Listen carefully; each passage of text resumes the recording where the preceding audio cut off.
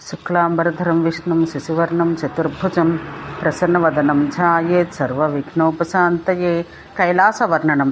శ్రీనారాయణ ఇట్లు పలికెను. భార్గవరాముడు శ్రీకృష్ణ కవచం ధరించి తత్ప్రభావం వల్ల భూమి యందున్న క్షత్రియులందరినీ హతమార్చి తన గురువైన పరమశివునికి నమస్కరించుటకై కైలాస పర్వతానికి వెళ్ళెను.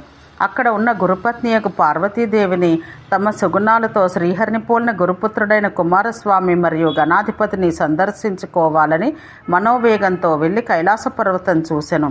ఆ పర్వతం చాలా అందమైనది. శుద్ధమైన స్ఫటికాల వంటి మణులతో, బంగారు భూముల వంటి రాజమార్గాలతో ఉన్నది. అక్కడి మణిమండపముల వేదికలు కాషాయం, ఎరుపు వర్ణములతో ఉండెను. ఆ మణిమండపాలకు ముత్యాల హారాలున్నవి. అక్కడి దివ్యమైన యక్షుల నివాసాలు కోట్ల కొలదీ కలవు. అక్కడి సౌధముల యొక్క ద్వారములు, స్తంభములు, మెట్లు అన్నీ మణులతో ఉన్నవి. ఆ సౌధ విమానాలపైన బంగారు కలశాలున్నాయి. అక్కడి యక్షులు, యక్షాధిపతులు అందరూ రత్నములు, బంగారము కల ఆభరణాలను, తెల్లని చామరాలతో శివునికి సేవ చేస్తుంటారు. అక్కడి స్త్రీలు చాలా అందమైన వారు కూడా రత్నాలంకారాలు ధరించి ఉంటారు. అక్కడి బాలురు బాలికల చిత్రములను, బొమ్మలను చూస్తూ నవ్వుతూ ఆడుకుంటారు. అక్కడ పారిజాత వృక్షాలు, ఆకాశ గంగా నదీ తీరాన ఉన్న పద్మాలు, సువాసన గల ఇతర పుష్పాలు కూడా కలవు. అక్కడ ఉన్న సిద్ధులు కామధేనువును ఆశ్రయించుకొని కల్పవృక్షాల యొక్క నీడలో నివసిస్తారు. వారు అనిమ మొదలగు సిద్ధ విద్యలందు నిపుణులు. అక్కడి వటవృక్షాలు చాలా ఎత్తైనవి, విశాలమైనవి కూడా.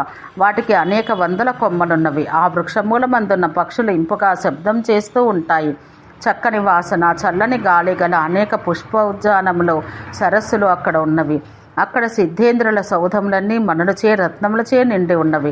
పరశురాముడు కైలాస నగరం చూసి సంతోషంతో గొప్ప శోభతో ఉన్న శంకరుని సౌధం చూసెను. ఆ సౌధమును విశ్వకర్మ బంగారు మణులు, రత్నాలతో నిర్మించెను. ఆ భవనం యొక్క ప్రాకారం 3 లేక 5 యోజనాల ఎత్తుతో, 4 యోజనాల వైశాల్యంతో, చతురస్రంగా 4 కోణాలతో అందంగా కనిపిస్తుంది.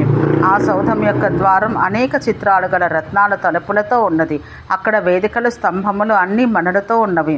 ఆ సౌధానికి కుడి భాగాన వృషభేంద్రుడు, ఎడమవైపు సింహం, ఇంకను నందీశ్వరుడు, మహాకాలుడు, పింగళాక్షుడు, విశాలాక్షుడు, బాణుడు, విరూపాక్షుడు, వికటాక్షుడు, భాస్కరాక్షుడు, రక్తాక్షుడు, వికటోదరుడు, సంహార భైరవుడు, కాళభైరవుడు, రురుభైరవుడు, మహాభైరవుడు, కృష్ణాంగ భైరవుడు, క్రోధ భైరవుడు, కపాల భైరవుడు, రుద్రభైరవుడు, ఇంకను సిద్ధేంద్రులు, రుద్రగణాలు, విద్యాధరులు, యక్షులు, భూతములు, ప్రేతములు, పిశాచములు, కూష్మాండలు, బ్రహ్మరాక్షసులు, భేతాళులు, దానవులు, జడలు ధరించి ఉన్న యోగీంద్రులు, యక్షులు, కిన్నరులు, కింపురుషులు మొదలగు వారిని అందరినీ అతడు దర్శించుకొనెను.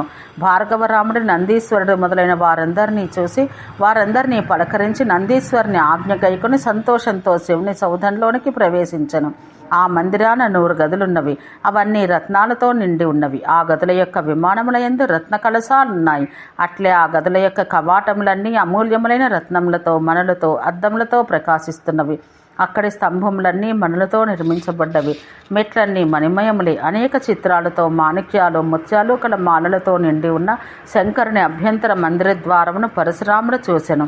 శంకరుని అభ్యంతర మందిరానికి ఎడమపక్క కార్తికేయుని, కుడివైపు గణపతిని, ఇంకనూ శివునితో సమానమైన పరాక్రమం గల వీరభద్రుని చూసెను. అట్లే రత్నసింహాసనాలపై రత్నాలంకార శోభితులైన శంకరుని ప్రధాన అనుచరులను, క్షేత్రపాలలను కూడా భార్గవరాముడు చూసెను. అతడు గణపతి మొదలగు వారిని అందరినీ పలకరించి అభ్యంతర మందిరంలోకి పోబోయెను. భార్గవరాముడు పరమశివుని అభ్యంతర మందిరంలోకి పోవుచుండగా గణపతి అతన్ని ఆపి ఇట్లనెను: భార్గవరామ, మహాదేవుడు ఇప్పుడు నిద్రలో ఉన్నాడు. నేను లోనికి వెళ్ళి ఈశ్వరుని యొక్క ఆజ్ఞ తీసుకొని వస్తాను. అప్పుడు ఇద్దరము కలిసి లోనికి వెళ్దాము. అంతవరకు ఇక్కడనే ఉండమని కోరెను. గణపతి యొక్క మాటలు విని మహాబలుడు మాటల్లో బృహస్పతి వంటి వాడొక పరశురాముడు ఇట్లు మాట్లాడసాగెను అని నారాయణుడు నారదునితో చెప్పెను. ఓం శాంతి శాంతి శాంతి.